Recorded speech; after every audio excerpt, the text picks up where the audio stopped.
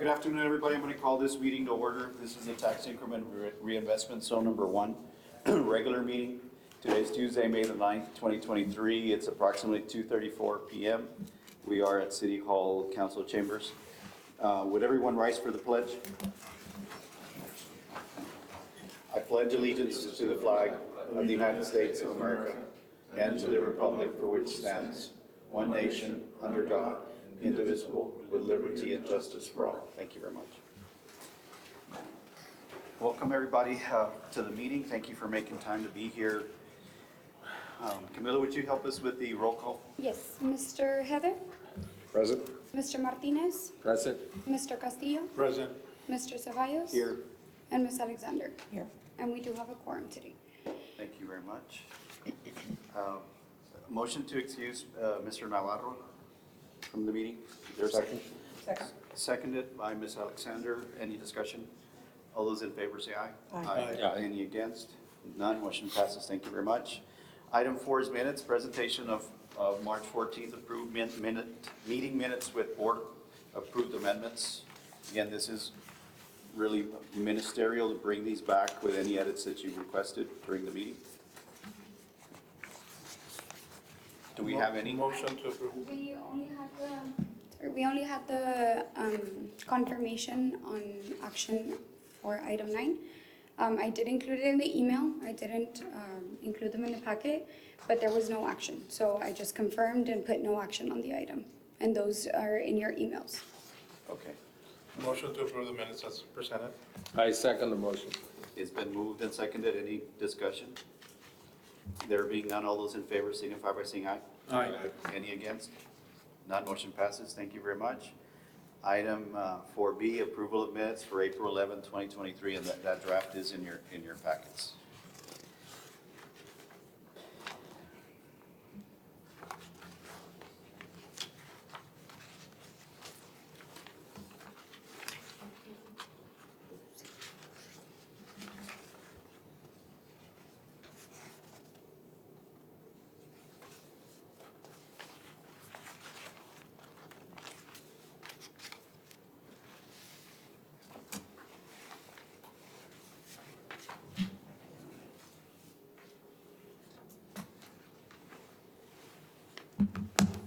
I'll entertain a motion to adopt the minutes.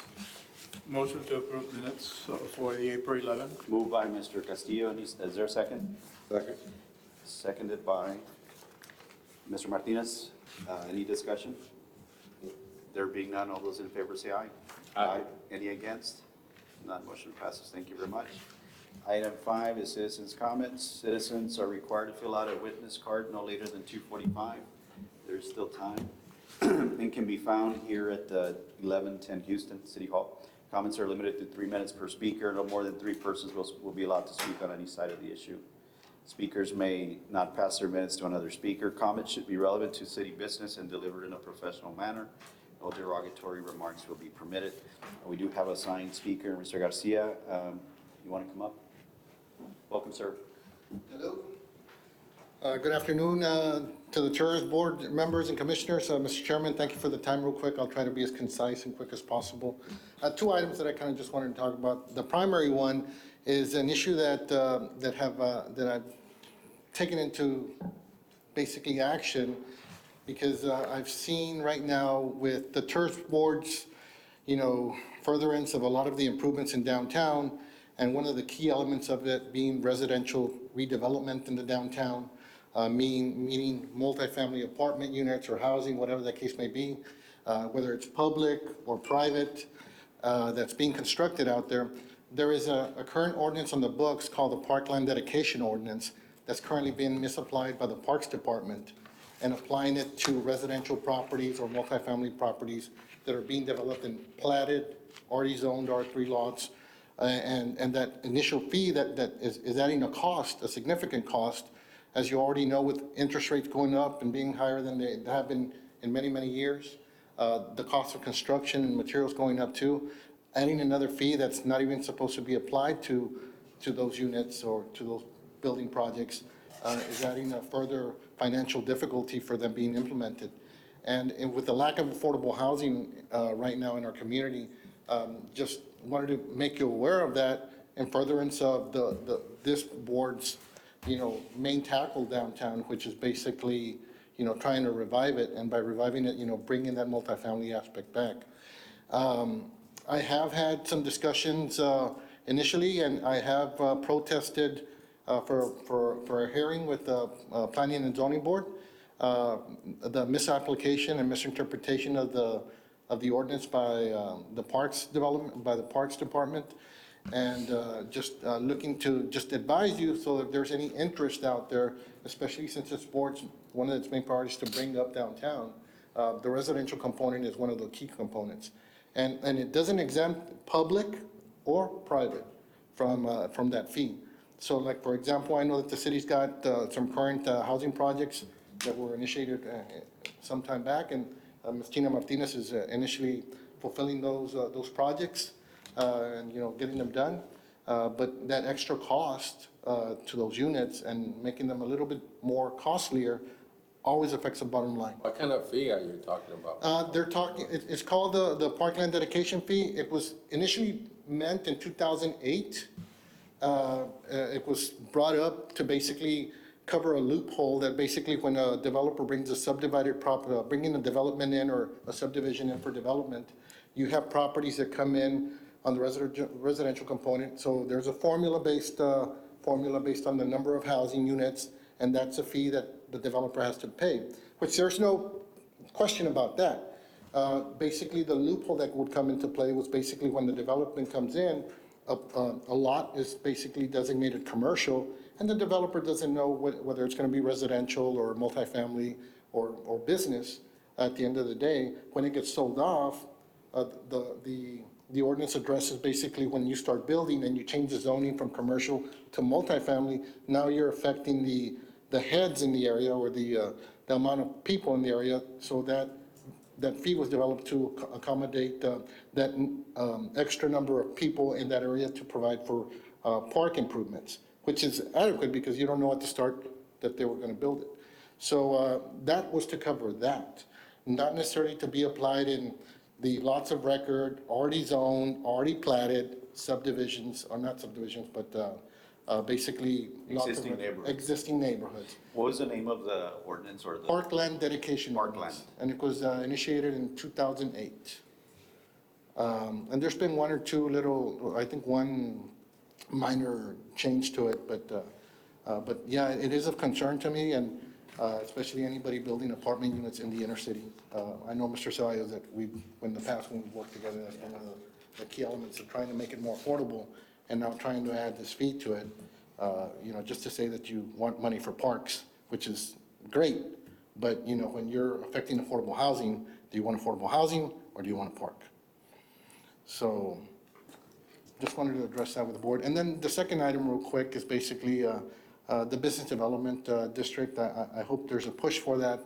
I think it would help in solving a lot of these little issues that develop, whether it's the higher assessment values that are currently going and implemented in the downtown and in the city as a whole, or like, for example, right now addressing little problems like this that, could address for a whole number of property owners downtown. So thank you for your time, guys. Thank you very much for that input.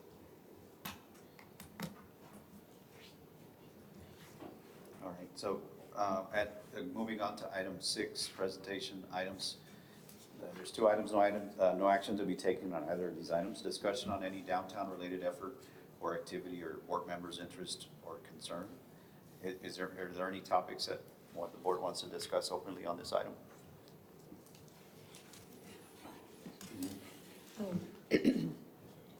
I would like to thank Mr. Garcia for coming to represent the downtown. Yeah, and I do agree actually with both items. I didn't realize the parkland dedication ordinance was being implemented in the inner city, so that's striking. We do need more information on that, so hopefully if you have it, you can share it, that would be great. Then of course with the business district, I think that needs to be formulated. We've talked about having small successes and bringing people, creating buy-in. I still think that the major stakeholders should put together a roundtable or work with that board to kind of speed that up or spearhead it. those are my comments on those. Anything else that the board wants to discuss?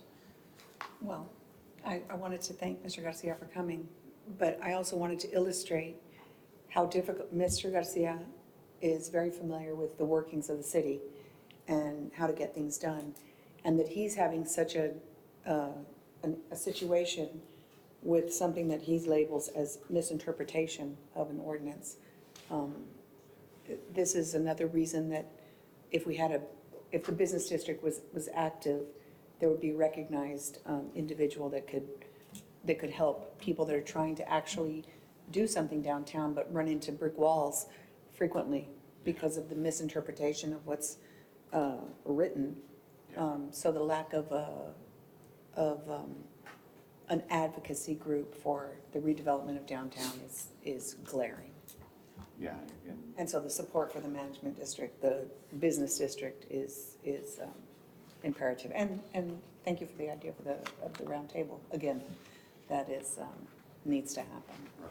Yeah. Okay, thank you very much.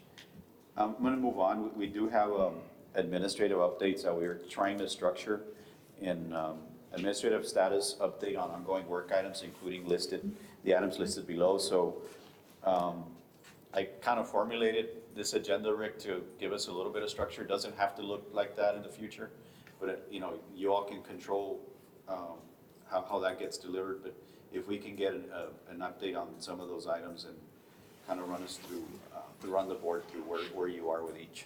Great. Good afternoon, Chairman, members of the board. Rick Solis with Able City, also joined by Edgar Ochoa with KCI Technologies. So we kind of have a little presentation here to go over these items, but these items sort of spawned some other items that are also on the agenda. So we'll sort of take them as they come, but just a real brief update on these ongoing work items that we listed. I sort of repopulated the list a little bit.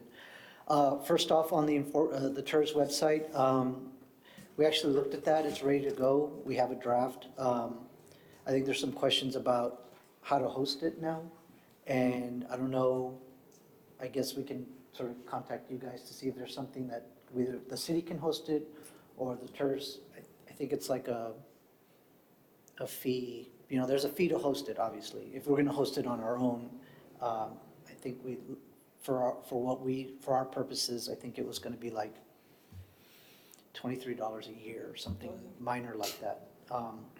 We can discuss how we want to handle that, whether we do it as reimbursable back to the TERS through us, or if we get the city to host it. I think that's the only missing piece that we're missing. So I just wanted to kind of bring that to the table. Obviously, there's no action can be taken, but I just wanted we'll be reaching out to you guys to see if we can get that done here in the next week or so. You've shared the link with the board before, right? So, Yes, and I'll resend out again, just so maybe you weren't on the board, Mr. Heather, before. So we'll send that out again to make sure that it's very simple, streamlined. We didn't want to, we just tried to make it as simple and clear as possible. And just to give you, so it was discussed, right, in the past with then city management on the possibilities of how that could be linked.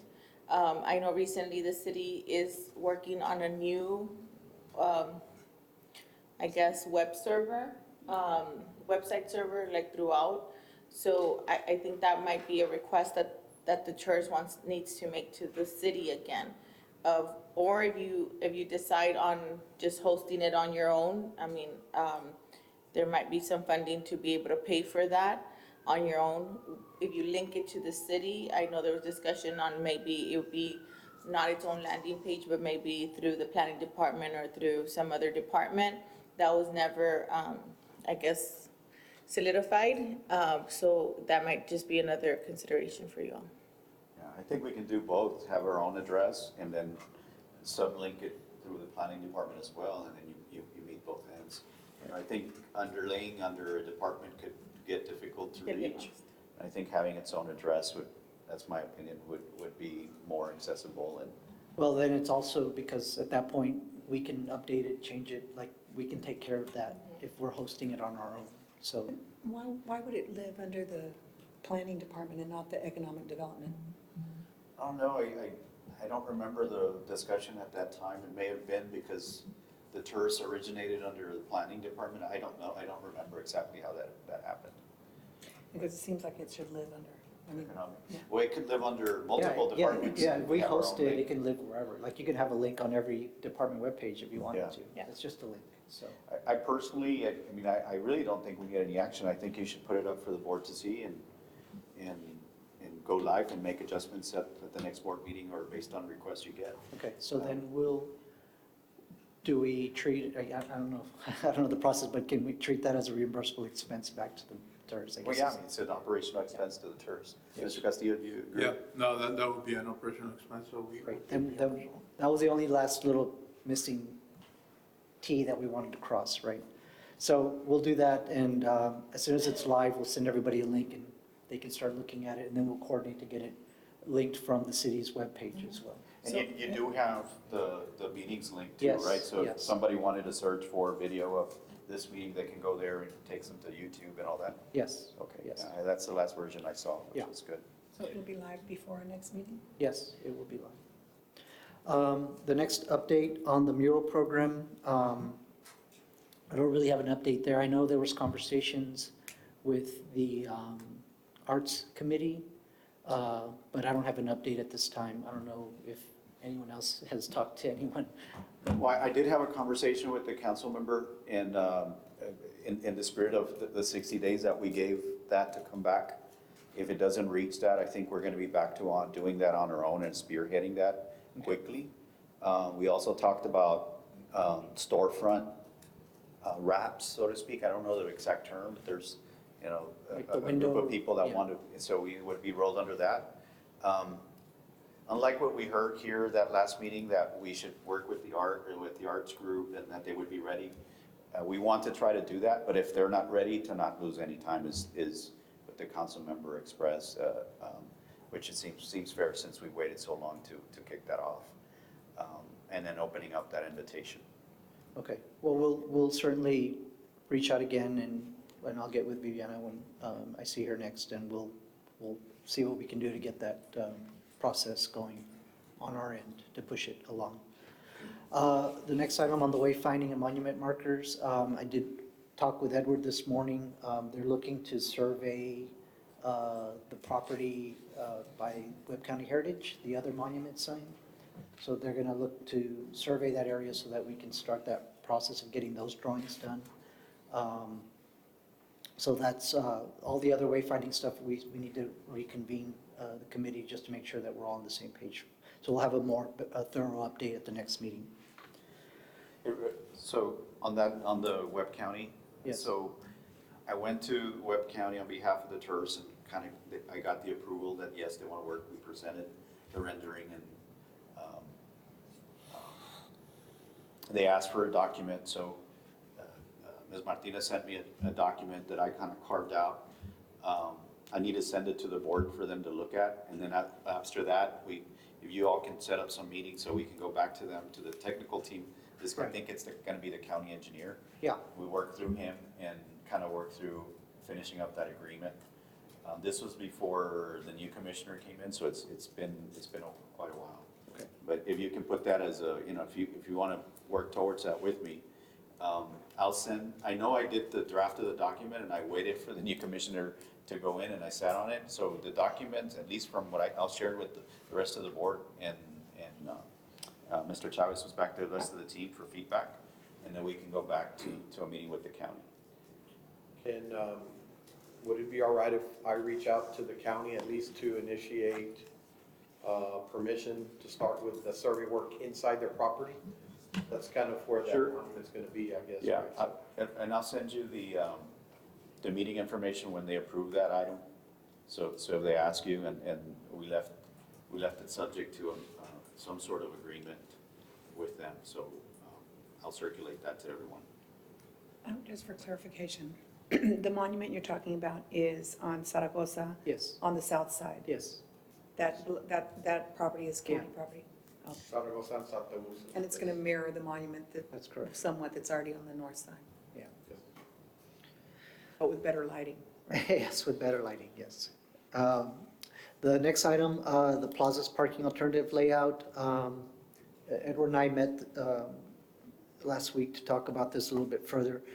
I think the plan that we have works, as far as we're concerned. I think the question now is, and I think Edward's going to set up a meeting to talk with traffic to see if that's something that they want to undertake as far as the striping, the restriping of the layout, or if they need a drawing or something on our end that might require for Edward to prepare a proposal to do that. Because Did you skip wayfinding, or are you at wayfinding? no, my wayfinding update is just that we didn't really talk about it. So there this was one past month. update that Mr. Castillo, the CBB did transfer funds. Yes, last year, prior to the end of the fiscal year, September 30th, the city authorized a transfer of $80,000 towards this project. This is partial funding for the project itself. How much? 80,000. So the money is already set up So then in the TERS. the ball's in our court now, Okay, so. yeah, and I apologize, I was under the understanding that that didn't get approved, so if they did Well, get approved. as an item, when it was presented, it didn't get approved, but it did get approved during budget. Got it, okay, so then, all right, that's great, so then we'll, if the money's there, let's use it, right? Yes, and you do have all the agreed upon signage, right? Yes, so, So for Mr. Heather, he may not have seen that, if you want to share those documents and the monument, the Zaragoza monument, so he's updated. right, we'll put a little package together and send that out to everybody.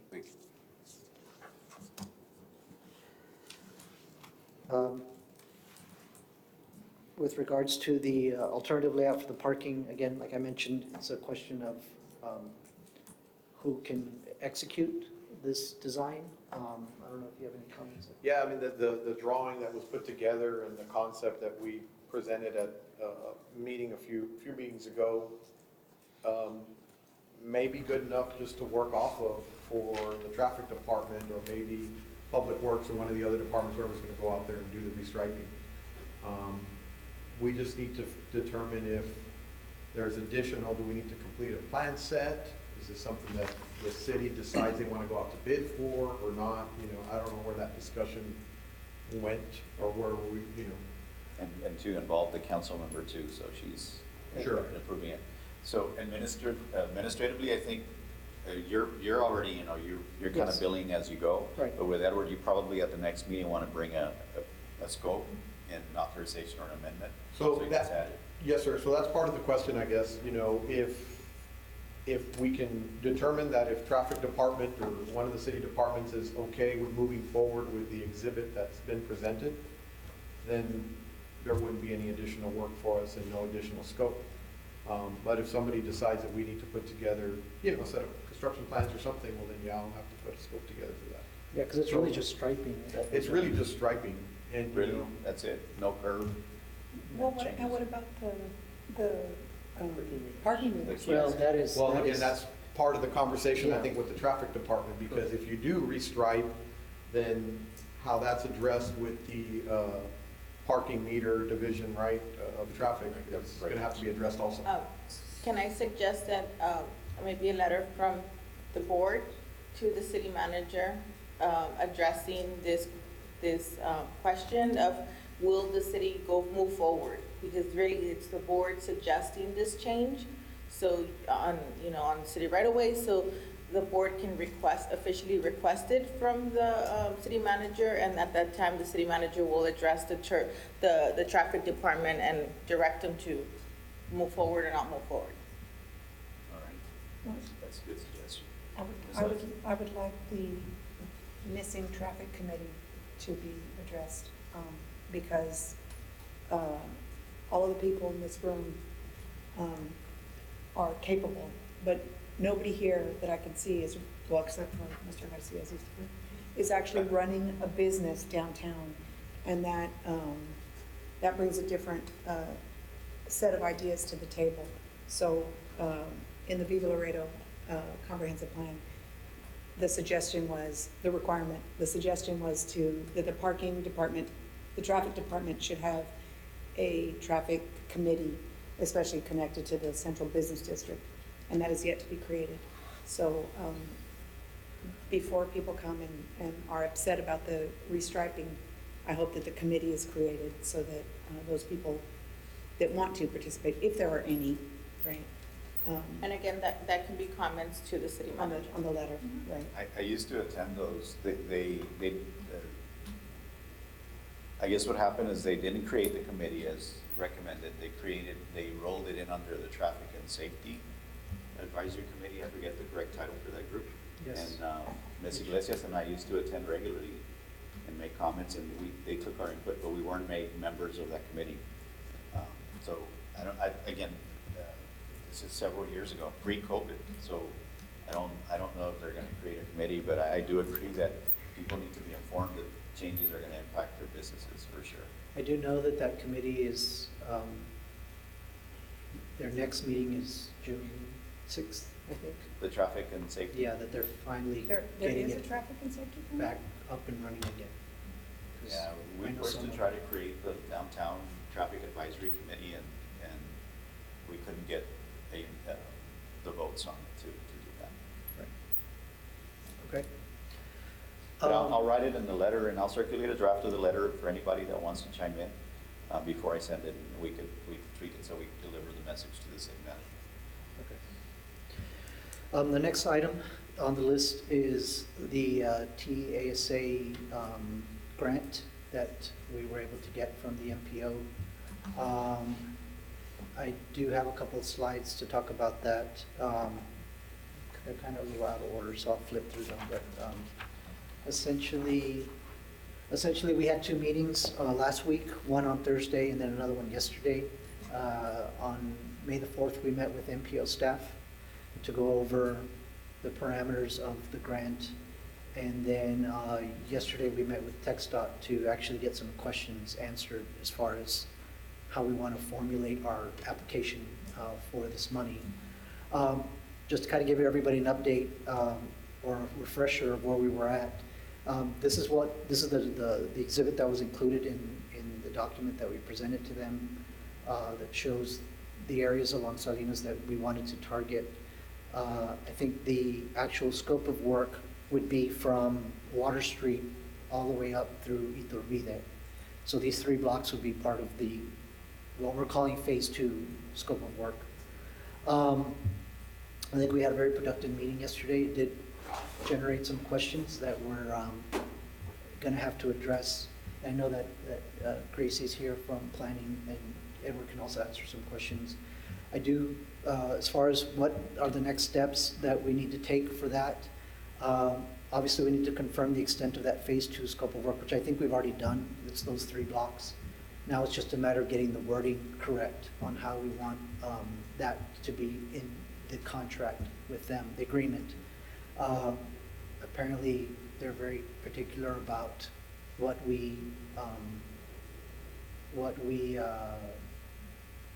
how we write it and what we commit to, and they're going to hold us to it. So we just want to be very, very specific. Once that's done, Edward will need to present a design proposal for that scope of work, because that's Phase 2 for him, which can happen in conjunction with all this other stuff.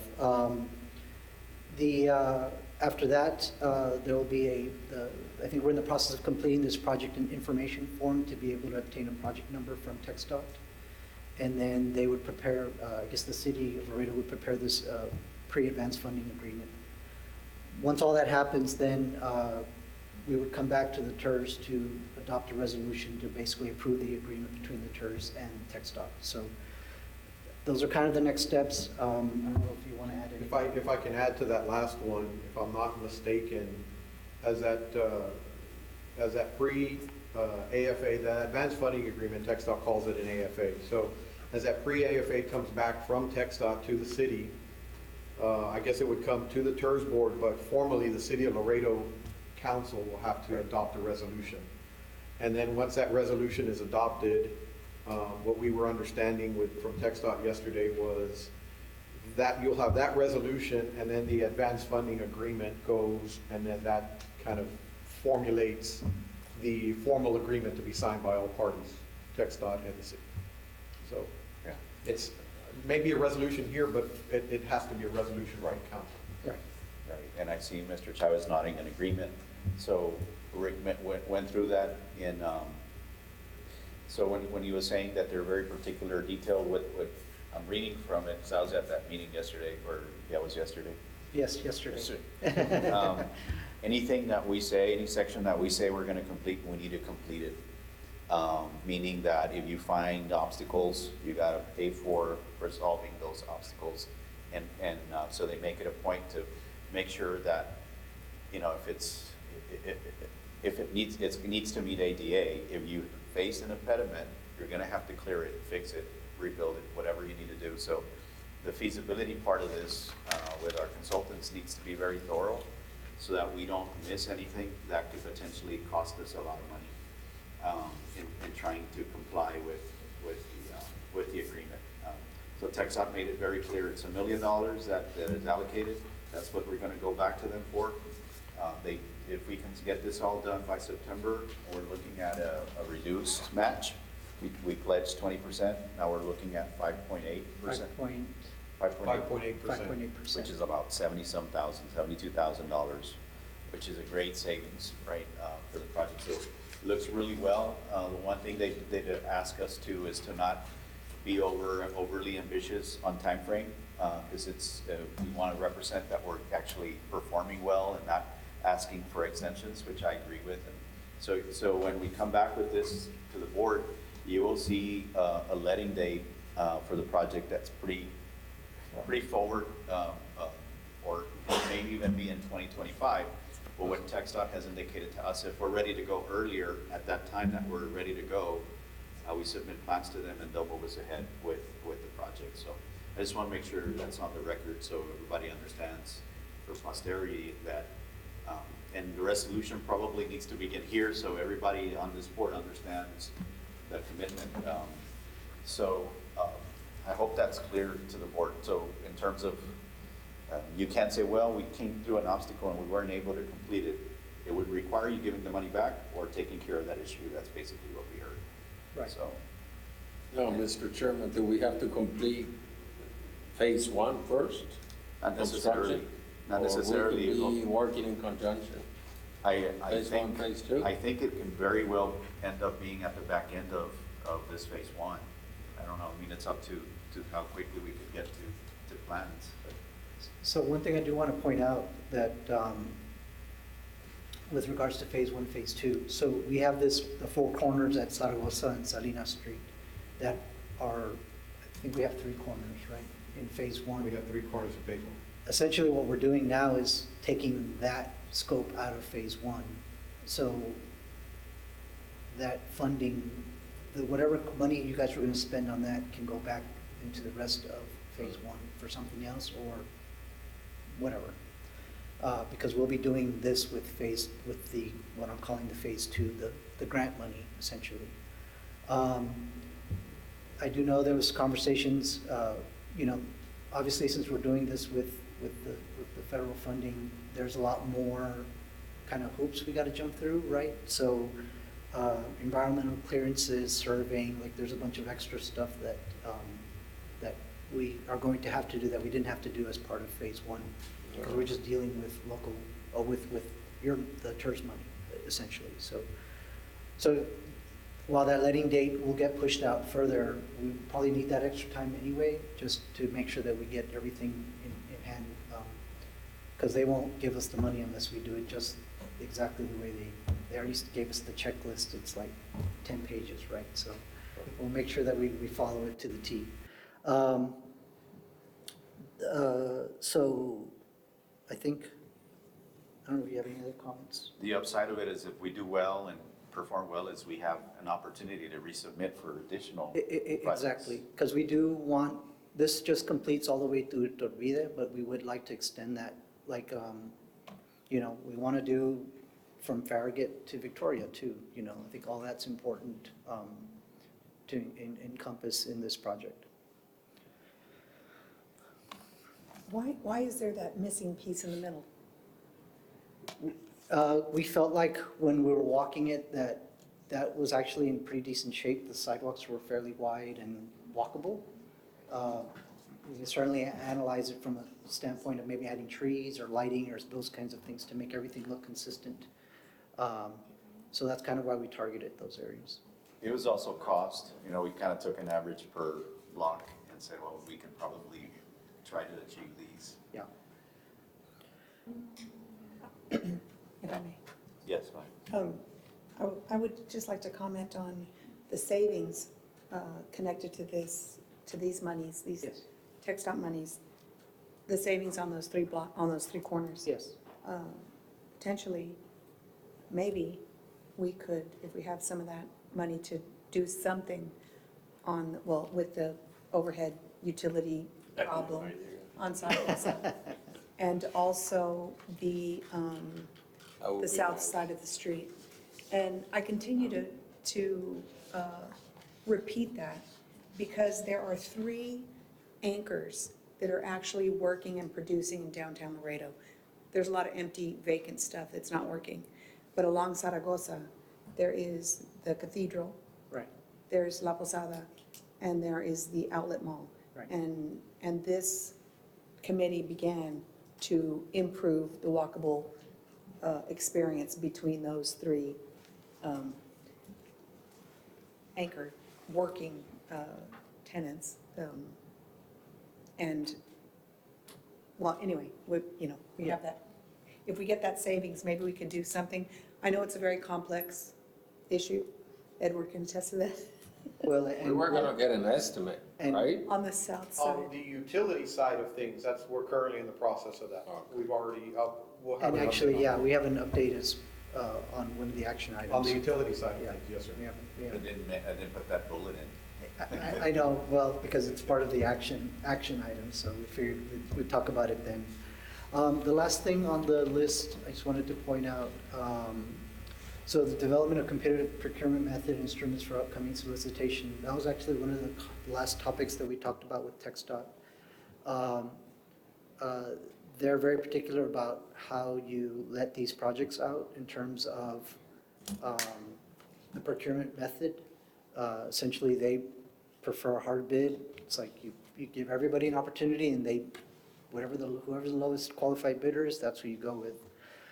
They did explain to us that there's a way to qualify the bidders ahead of time, but you need a lot of time to do that because you got to give everybody ample time. There's a certification that they need or whatever. You can't just say, well, you have 3 weeks to get it done, but really that it would take 6 months to get that certification or something to that effect, So we don't have to talk about it today, but I just wanted to bring that up, that as we move forward with this process, if that's something that the board chooses to do, we probably need to talk about it sooner than later. So That would be for the phase two, this federal grant portion of funds. right. So can I expand just real quick for the board? So what that means is instead of doing just a straight bid, you would have a separate phase, a precursor phase where you would do a pre-qualification process so that you don't involve in the bidding process, you don't involve qualifying them on experience or anything else. You should have done that on the pre-qualification. Right. And that's just to weed out folks that maybe shouldn't be bidding based on qualification. So, but they made it very clear it can't be part of the same bidding process. It needs to be a separate process ahead of time with plenty of time, with fairness and competitively. So, Right. Now, with phase one, I think since it's through the city, we have whatever leeway the city allows to bid this project out. Mr. Chávez needs to agree to both of those processes. Yes. Because actually he will be the department responsible for putting this out. So Right. we'll work with you. We'll talk, we'll coordinate with him. We don't want to make more work for Mr. Chavez, so. Essentially, that's all I have for administrative status today. In the action item, are we going to be talking timeline? Because I know Edward and I visited about, where we are in terms of this bidding and that Yeah, process. when we go through that, Okay. we'll address that. Any questions on the presentation part of this? Any comments? If not, we'll move on to board vice chairperson election nomination, election of board vice chairperson. So the ordinance that created the TERS allows for this. I think it's a healthy thing to have. And I would like to open up that opportunity to nominate a vice chairperson for this board. I nominate Mr. Heather. Mr. Heather, I second that nomination. Mr. Heather, do you accept? Of course. Mr. Heather accepts. It's been seconded. Any other nominations? There being none, all those in favor of that motion, say aye. Aye. Aye. Any against? None. Motion passes. That was easy. Congratulations, sir. Congratulations. Thank you, sir. And I do try my best to be here. It does happen on occasion that I can't, but I appreciate you stepping up, and I know that you'll do a great job as vice chair. Thank you.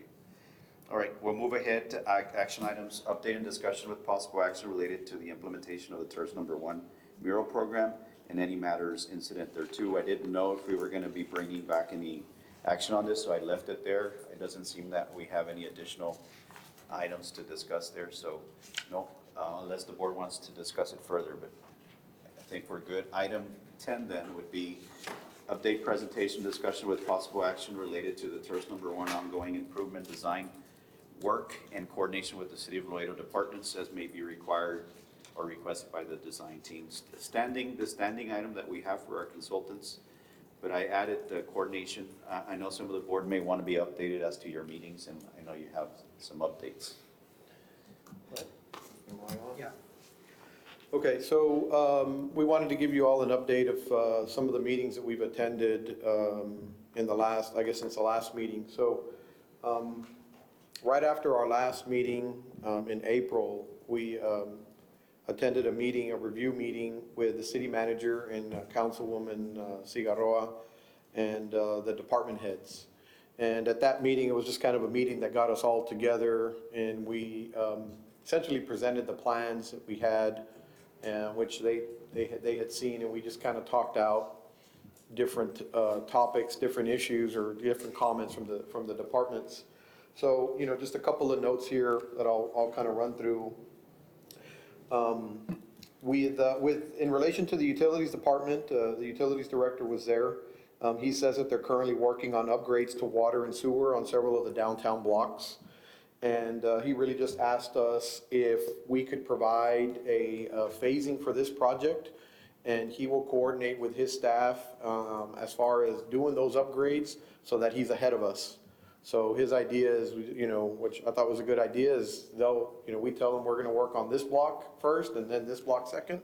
He'll get to the first block, do his upgrades before we start construction. Most of his upgrades seem to be underground, where they're kind of sleeving through some of the mains, and then maybe doing some service upgrades from what I had understood. So he would get ahead of us construction-wise before we did that work. So therefore, when we do our surface work, his underground work would be done and out of the way. So we just need to coordinate that with him as we get to that stage of Does that include water lining that pipe, or? He said water and sanitary sewer, from what I had understood, yes. I don't know if it's, every block is gonna have water and sewer. We didn't, at that meeting, we didn't discuss the finite details of what his design team, his in-house design team is working on. But Did you all talk about meter elevations on the sidewalks? Is he willing to relocate those, or is that something he expects from us on the construction side? we didn't specifically talk about that. I did mention to him that we showed on our plans just adjustment of meter boxes. Maybe we could talk about them coming back and doing that, or during construction, doing that. That might be a coordination effort that we would have to take on between his department and the contractor. Most projects like this, in my experience, is we put it in for the contractor, and the contractor puts usually a small little budget to do it. And they just, as they're redoing the concrete for the sidewalk, they'll just take that meter box or that manhole, just adjust it, and then finish it to the final grade. All right. So, that was the update we had from, or the comments that we had from utilities. We then. I have a question Oh, yes, about ma'am. utilities. Will those upgrades address the sewer smell downtown?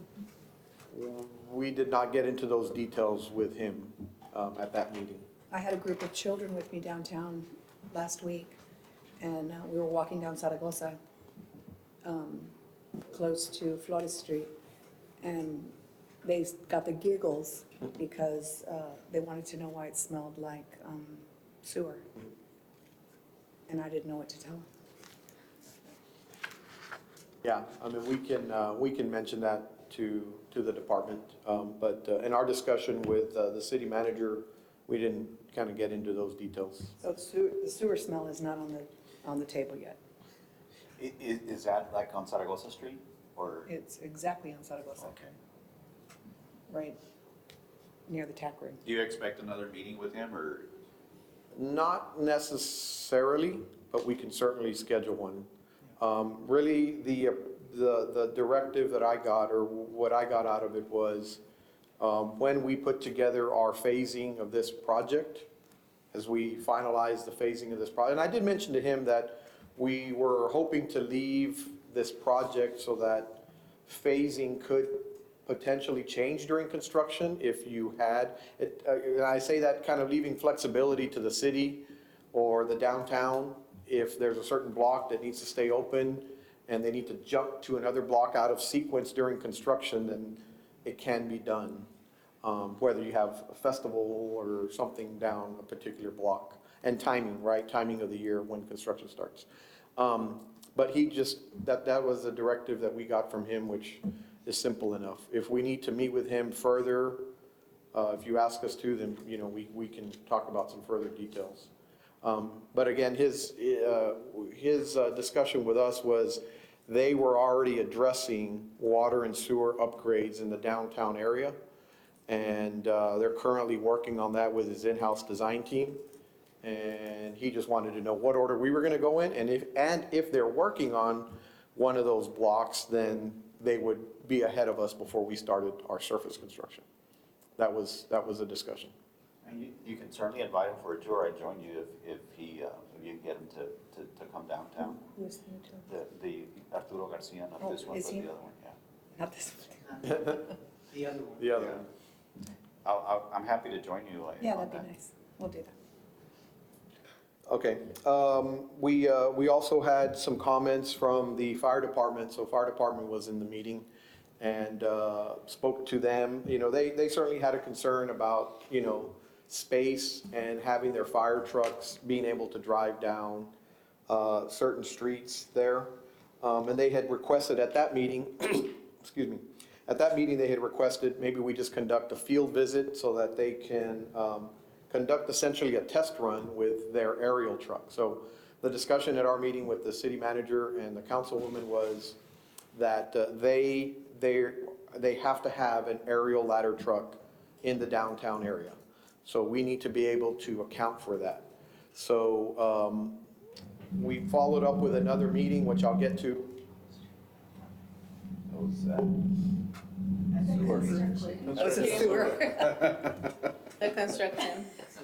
Are they ever gonna finish that? That's a sewer pipe. That's been going on forever. You'll see that there's a follow-up meeting on our slide here where we did meet with the fire department.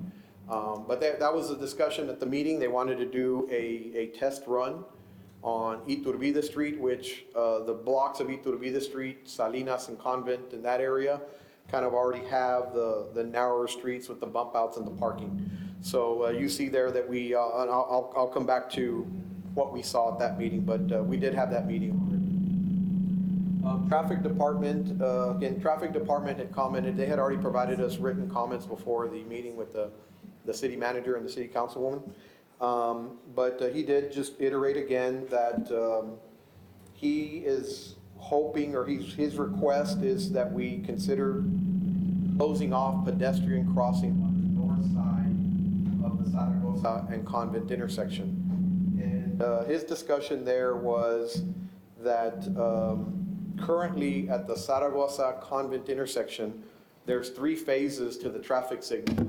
So one phase moves traffic on Zaragoza, one phase moves traffic north on Convent, and the third phase is simply just to have pedestrians cross on the north side of Convent. So his request to us was to have the pedestrians cross only on the south side of Convent and Zaragoza. And in doing so, he could improve the traffic signal phasing. So there was some back and forth on that discussion. And part of that back and forth, there was, I don't recall exactly who brought up the idea, but there was an idea brought up about, well, what if you consider closing Zaragoza between Convent and Salinas, closing it to vehicular traffic and making it pedestrian only like the other section between Flores and Convent. What do you think of that? I think that that definitely is going to take some looking into with some input from the stakeholders that are owners there. And also we looked at what they had done in Nuevo Laredo in the Guerrero type where the Mercado was over there. Mhm. They've done some, I'm not sure I'm using the right language, they lift up the Raised intersection. intersections. They raised the intersection, and so it was almost flush with the sidewalks. And I'm not sure, I know that, well, you're an engineer, so you know water, you're not gonna tell water where to go unless you put a lot of infrastructure in there. Water goes where it wants to go. And if you sit there at La Mina, and watch the traffic coming, the pedestrian traffic that comes from the bridge right there, whoever's going to the bridge or going that other way, they'll be on the south side of the street. But everyone else that's going north crosses over right there where there's no traffic, where it's already closed, and then they're on the north side of the street. So there already is a closed section where there's no traffic, where the pedestrian can cross. I agree with you, and that's where I always cross on the north side. Yeah. Always, and I agree. The pattern is people going south will cross on the south side, people going to the mall or that way, we cross on the north side. And there could be some wayfinding, certainly right there, because I believe in Texas, I'm not a GPS trooper, but I believe that you can turn left on a red light if it's a one-way street. So that is the situation at Zaragoza and Convent right now. But the traffic backs up because most people don't know that, and there's no sign there that says that you could do that. But certainly, closing the street has always been kind of on the table, but it would take some conversations, with the people that it's going to affect, the businesses, because there are a couple of businesses that are, they have merchandise, and how would you deliver? You'd have to go around the. So certainly, that is a very different approach to what we've got in our scope, right? Our scope is certainly accounting for pedestrian traffic, but, widening the sidewalks on that block, but certainly we're keeping into account that we've got to allow vehicles through there.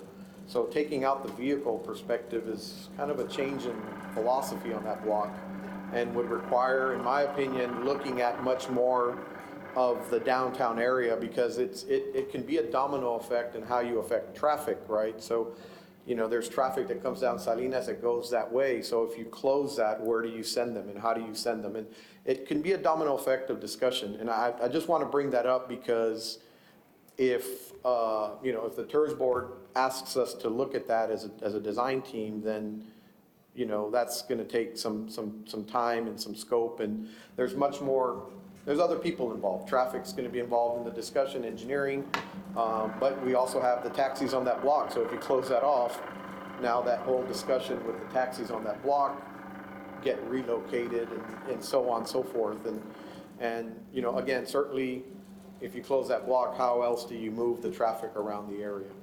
So just wanted to bring that up. It was an interesting concept, an interesting approach that I thought was presented at our meeting there, but we would need some direction if it wants to be investigated, I guess, by. How does the board feel about this item? Do you want it further explored, or again, this is a topic of potentially modifying, closing the street, impacts to that? How does the board feel about that? I would like to mention about Salinas Street, especially because it's going to get these improvements.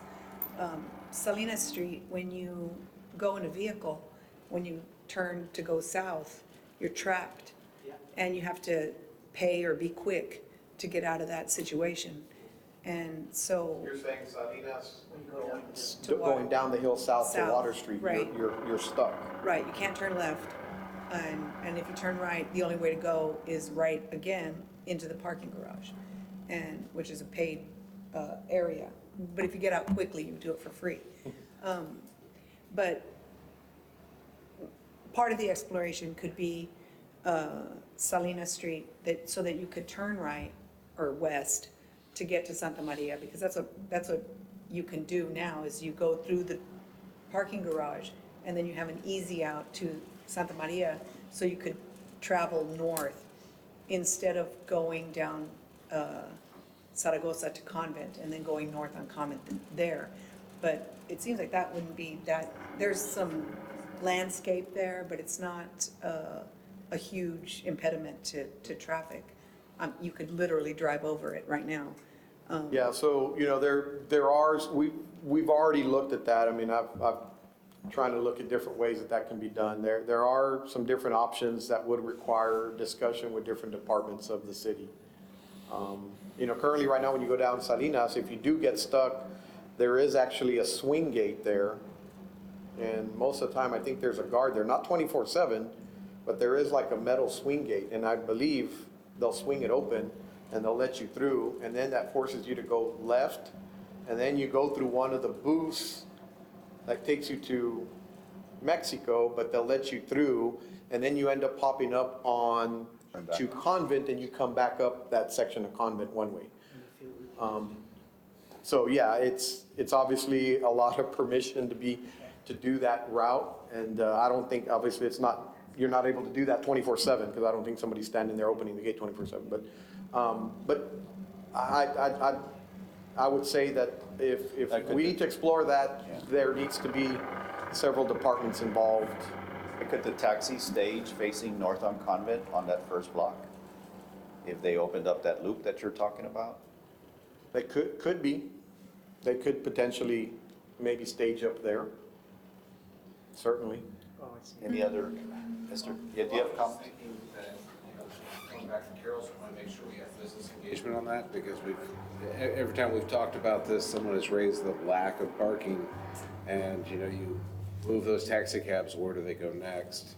Does that take up other parking? And we've had that concern throughout, so we definitely want to engage the business folks that would be impacted the most by it. Any other thoughts? I'm all for studying it, but I do agree that maybe we study it as a fact finding to see what the property owners and tenants think and stakeholders.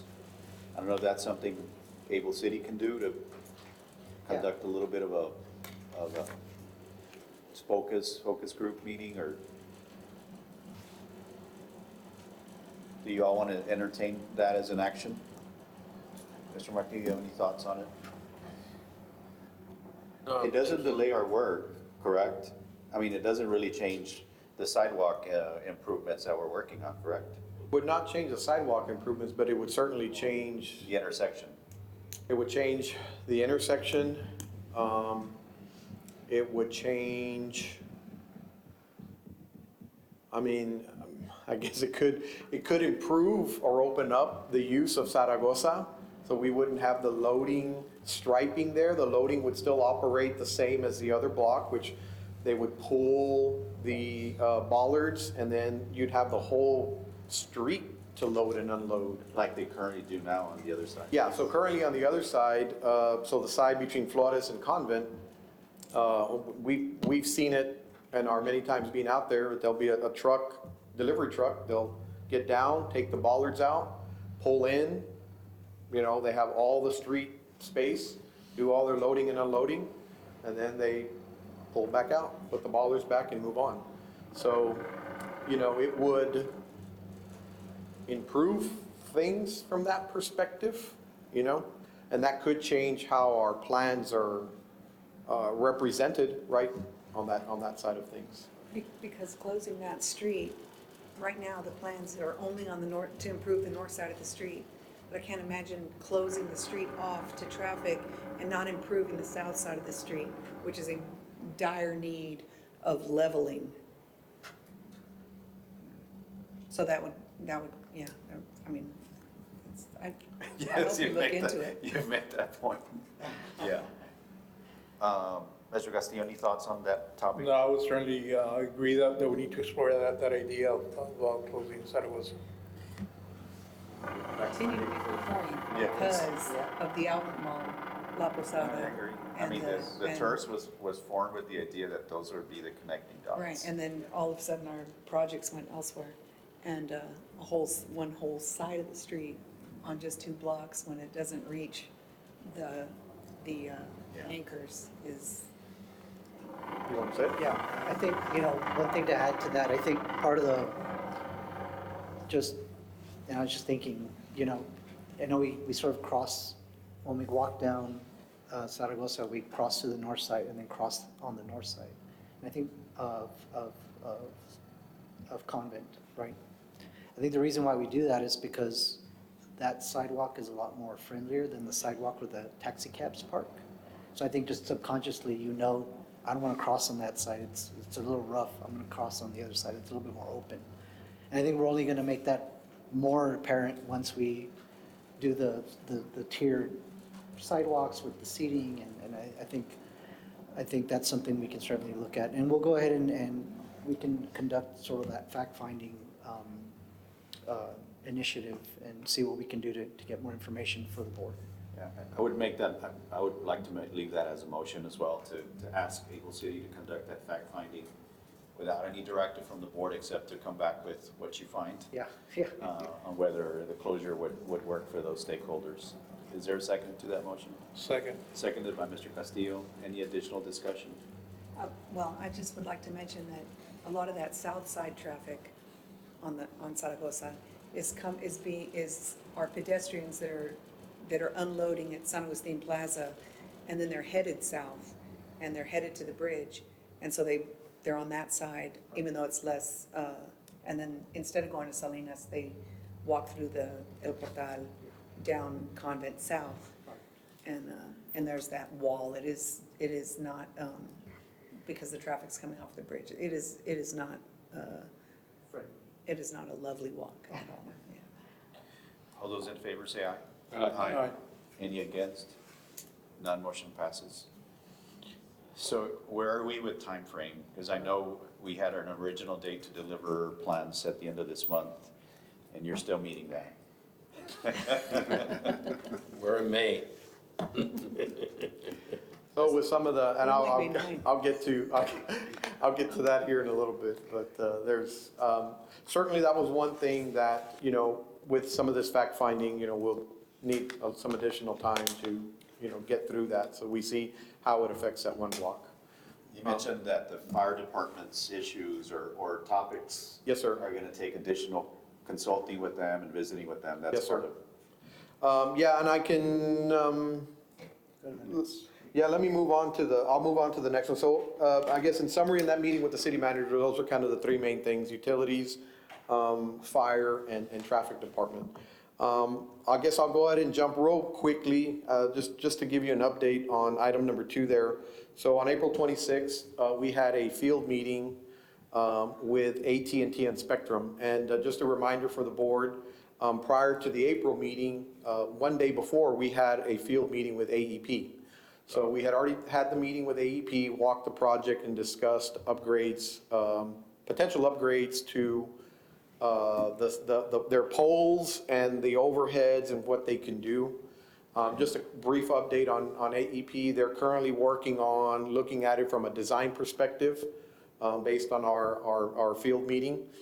And so with AT&T and Spectrum, we walked the project with them, informed them that we met with AEP. AEP is looking at providing us with a cost to upgrade their wood poles to steel poles and moving a few poles on that Zaragoza, on the 2 blocks of Zaragoza.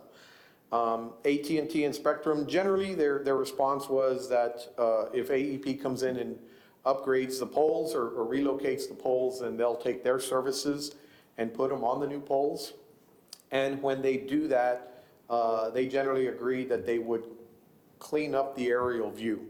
And so they did note, or they did understand or see that, a lot of the aerial, there could have been a service to a business, and so there was wires going to the business business closes, they cut the wires and leave them there, so they're dangling, or they cut the wires and roll them up, and so you see a big old roll, a big old nest bundle. So they've agreed that, some of those things have been left on the power poles and the aerial wires.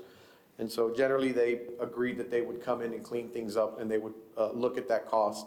We're waiting from AEP to get a final design location of the pole so that we can share that with AT&T and Spectrum, and then they would go ahead and provide us with their cost estimate to do that. But generally, that meeting went very well. We did walk the 2 blocks of Zaragoza, which is what we walked with AEP.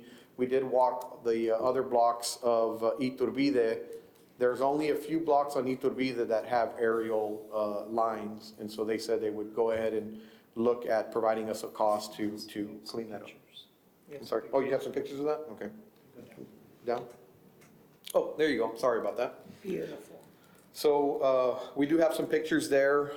You can see in that first picture to your left, for example, there's a line that just kind of crosses at a diagonal. We talked through them. That line, actually, if I'm not mistaken, is a main line that AT&T has that provides fiber optics or communication to the bridge. So that's an important line for them. Wow. And it's coming from their infrastructure comes along the west side of Flores Street, there at the San Agustin Plaza. So Flores and Zaragoza, they're on the west side of Flores, and they're coming north-south.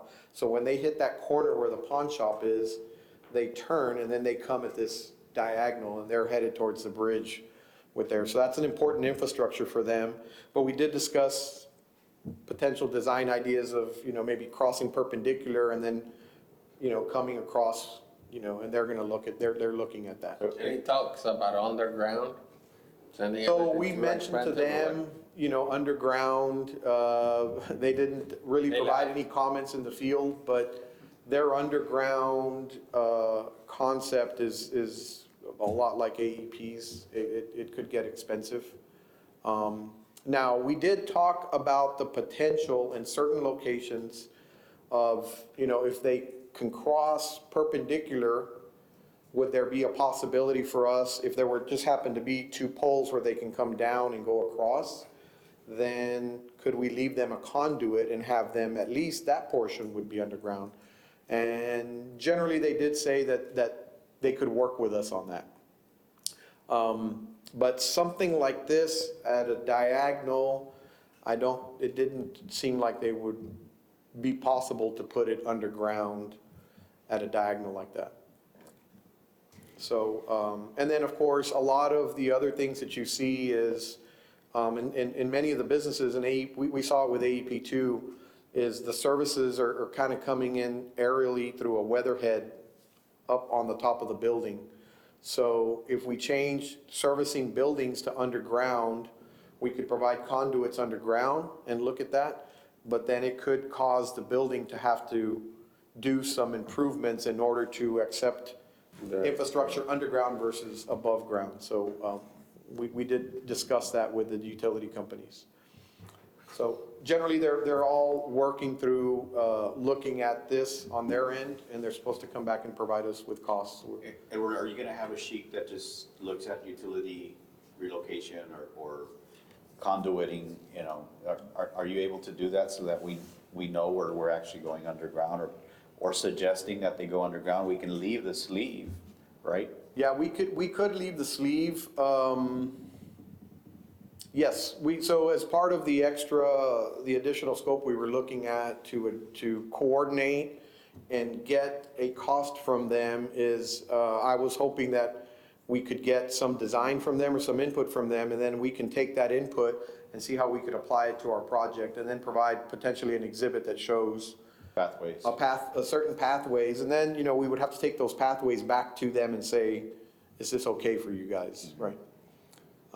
So in a lot of cases, it may work, and in some cases, it just may not work. I think that idea of like if there's 2 poles and just getting under it, that should not be that complicated for them to do. It's just Correct, yeah. So we would have to provide conduits for all the different, utility providers. But that's not really cost prohibitive, so, I mean, for us, it shouldn't kill us to just leave conduits Sure. at corners or at midway, mid-streets. Yeah, we can generally just look at that and put the conduits in. Problem with putting conduits in is, if you just leave them in and they don't get used, then you tend to have the conduit sticking up out of the ground. Or, we would need to think of another idea of how we can Don't seal them. seal them, conceal them, maybe put a Pull box. a pull box so that that's placed in the sidewalk improvements that we do. There's different approaches we can take. They give you a timetable as to when are they coming back? They had not given us a time, so AT&T and Spectrum kind of said, show us where AEP is doing their polls and we'll get you a cost. And I'm still waiting on AEP. I've made contact with them. I'm trying to get them to provide a timetable for that, hopefully in the next week or two. So that's generally the update on AT&T and Spectrum. So let me go to, so just 2 days after that meeting was a field meeting that we had with the fire department. So on April 28th, we met with the fire department. We had the fire chief, fire marshal. It was, they had a lot of their staff present at that meeting. And what they did is they had requested to conduct a trial run of their aerial ladder truck on the section of Iturbide, which is the existing section that has the bump outs in the parking. So we met out there, and there's a few pictures on what they did. So what they basically did is they brought their aerial truck, and what they do is they bring their aerial truck whenever they come to downtown. We were told by the driver that they will typically come down Santa Ursula, and they're coming down Santa Ursula, and then just depending on where the fire is in downtown, then they'll turn on one of the blocks off of Santa Ursula. So any of the blocks that go east to west, they'll turn that way and then they'll make their way around. So the understanding I got from them is the aerial truck needs to have maneuverability east-west on the streets. They don't typically will have the aerial truck make a turn on the north-south streets. They'll typically get the aerial truck to position itself so that it has access to those streets if there was a fire on the side streets. So what they did is they went down onto Iturbide. You can see here in these pictures, they parked themselves, and I don't know. Oh, you have a video?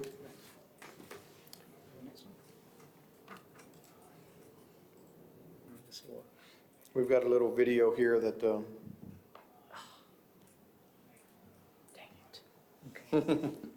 That didn't work. Okay. No video. But yeah, we had a little video showing so the truck, what measures about how? so what happens is the aerial truck will park wherever it needs to position itself for the fire. And then the aerial truck has booms, I guess they call them booms or legs that stick out. So it's got 4 legs that'll stick out, and they'll extend out up to almost 21 feet, about 20 feet, 6 inches from end to end, not 20 feet each direction. It's from end to end. 20 feet, 6 inches was a measurement that we took. And so it parks itself, and then you've got booms that stick out in the front and the back end of the fire truck. And those booms come out, and then legs will go down to the ground. And the purpose of that, what we were seeing was it kind of levels or puts a good footing for the fire truck that allows the aerial ladder to come up. And what we noticed or what we saw was in that particular block of Iturbide, there was, you see it right here in this picture. In this picture over here you see right there where my pointer is, they had parked one of their Suburbans right there, and as one of the booms came out, it did not have the ability to fully extend because the vehicle was there. So one boom was able to extend in front of the vehicle, but the other boom couldn't fully extend. And so without fully extending the vehicle, what we were being told is it's essentially a safety mechanism for the ladder truck. So if a boom doesn't get fully extended, then the ladder truck doesn't have the ability to turn in that direction, because I guess it could potentially tip over. So in order for the ladder truck to have full 360-degree maneuverability when it's extended, all booms need to be fully extended out. So it takes up quite a bit of space. They know that because this is an existing street, and that is an existing problem that they have to deal with today and every day if they have a fire on that street. So they wanted to just kind of show how their ladder truck worked in that manner.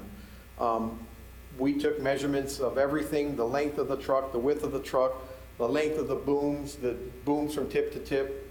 We took video and measurement of all of that and took real good notes of the ladder truck. Generally, what they mentioned was, you know, they understand the project and will work with us on that. They wanted to make sure that, you know, we account for some of their parameters that they need, you know, need to be looked at. So what they did was we looked at this particular street. When we were done here, they wanted to look at the Zaragoza between Convent and Salinas. So we walked down to that particular block. When we walked to that block, they drove down to that block. So the way that they get to that block is they have to go all the way to Santa Maria. And at Santa Maria, because it's wider, they have the room to turn. So they go down to Santa Maria, turn south, and go all the way down to Zaragoza, Santa Maria, Zaragoza, which is kind of that middle part of the outlets. And then they turn on that street. And then they come down Zaragoza, right by the outlets, right in that section that was improved a few years ago. And they did note to us that when they go through that section, they do feel it kind of tight, and that there are times that, you know, vehicles are parked there.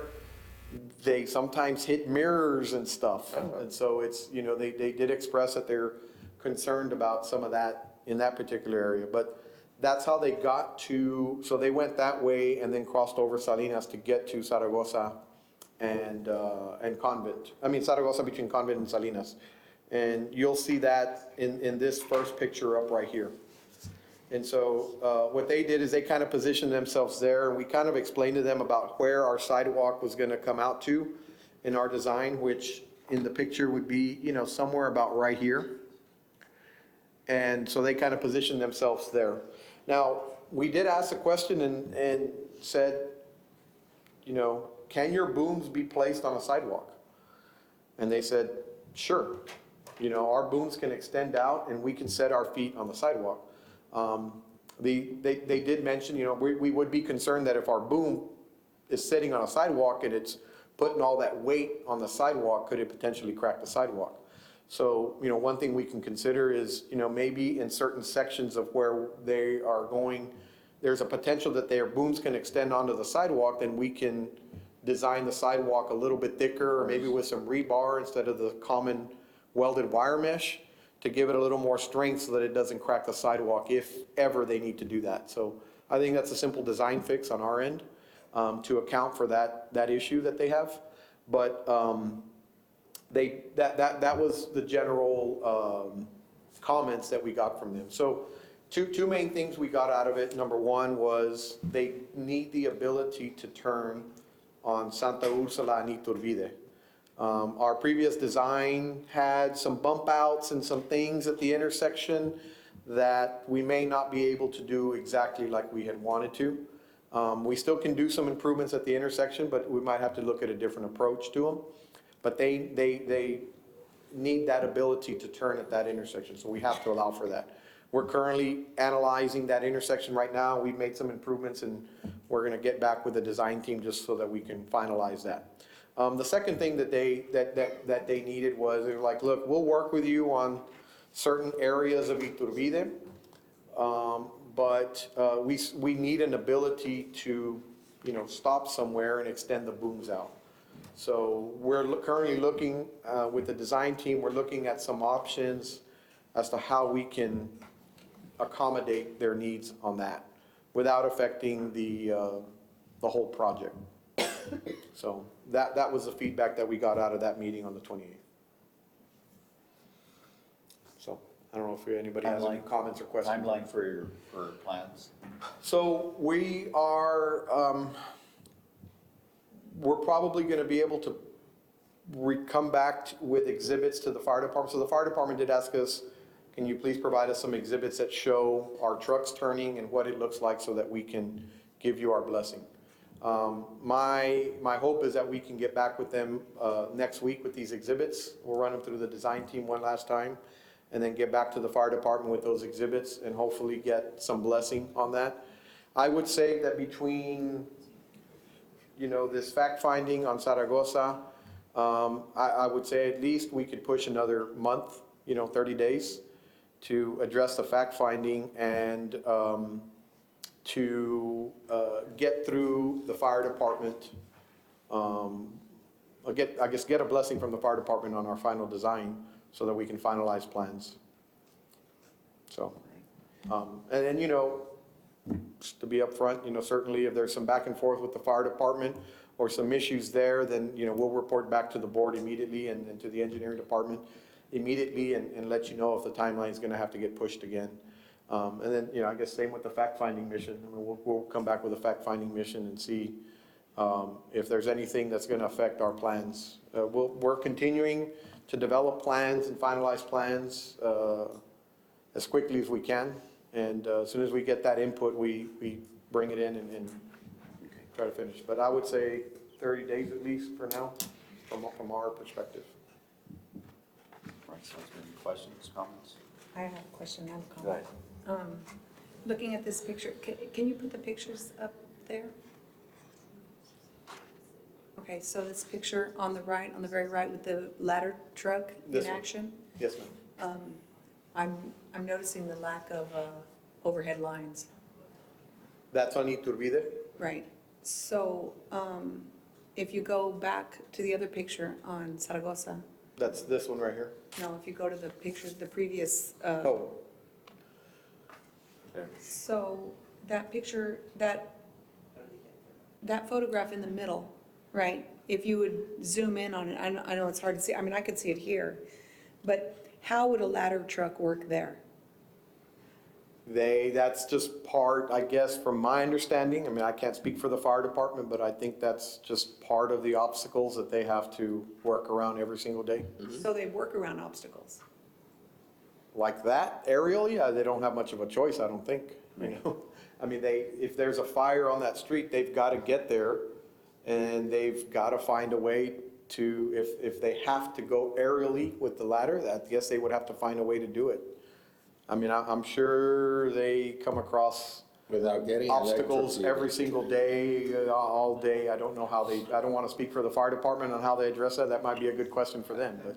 Edward, that's the one pole we're gonna clean up in large part, correct? This is the one pole that AEP is looking at cleaning up for us.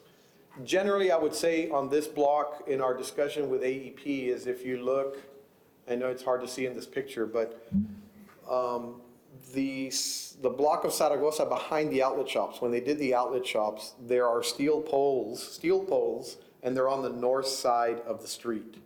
So AEP kind of went out there and said, can we just take our south poles? Because here you have poles, you have overhead lines on the south side and the north side. So they said, we're gonna consider putting steel poles on the north side and strategically, on some spots. There's already some there, so some of those poles, they said they could, remove and replace and use that same pole location. But that would clean up that south side and that would clean up some of the crossings, and that's generally what they're looking at on this particular block. But so, I mean, I don't really see the difference between aesthetically, between a wood pole and a steel pole. Who cares? It's a pole is a pole, right? The problem is all of this stuff, all of the wires going back and forth. So if you go back to if you look at this picture right in the middle, which is the designated walkway between those anchors, and then you go over one to the Iturbide, if you go over a slide. Oh, sorry.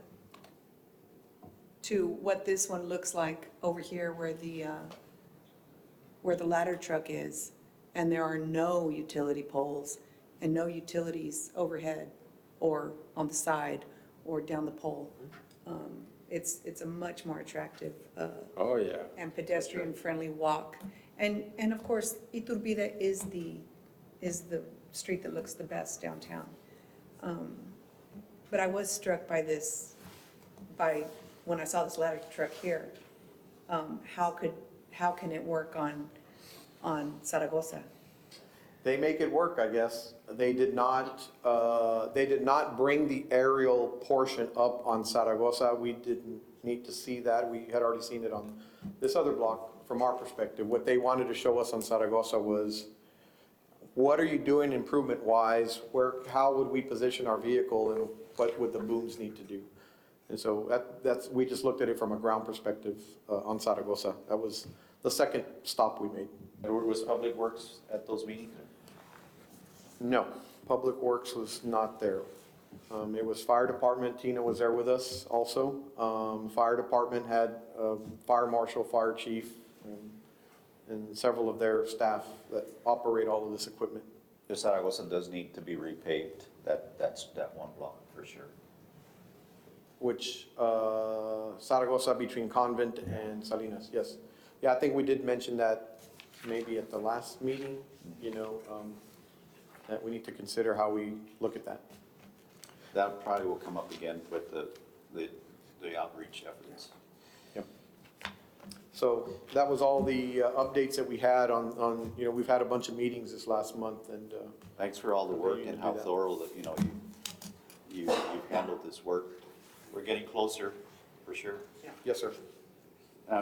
Was Ramon Mr. Chavez at those meetings, or? Mr. Chavez was at the meeting with the city manager's office, yes, sir.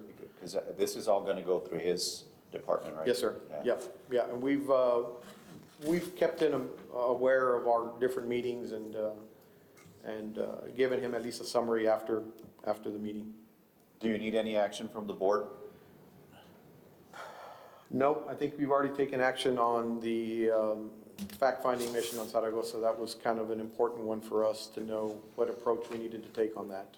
And we'll have to bring back the exhibits, whatever we come up with. Oh, so I guess we'll bring back, we'll share immediately when we get them if we need to, the exhibits that we put together for the fire department. And certainly we need to share it with the fire department, engineering, and everybody else.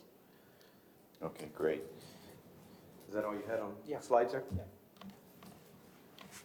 And You're gonna share with the fire department before you share with us, right? Yes. Don't wait, to Yeah, share no, with no, us. no. Yeah. As soon as we have those done, and I'm hoping we'll have those ready for early next week, we'll be sharing them with the fire department, with the fire chief and fire marshal, and engineering department, and getting them to just to say, okay, they're good with the approach that we are taking for them. Conceptually, we have an idea already, so we just need to make sure that it works for them. So in terms of just committee work, you all are planning to have some committee meetings or a combination of sort of meetings to get some of this business done, right? Yes. Wayfinding and, Traffic So- committee. I'm just trying to think of what Mr. Garcia brought up during public comment, the parkland dedication ordinance. I mean, I'm gonna study it. I guess I'll visit with Ms. Martinez on what's the best path to take to kind of look at that for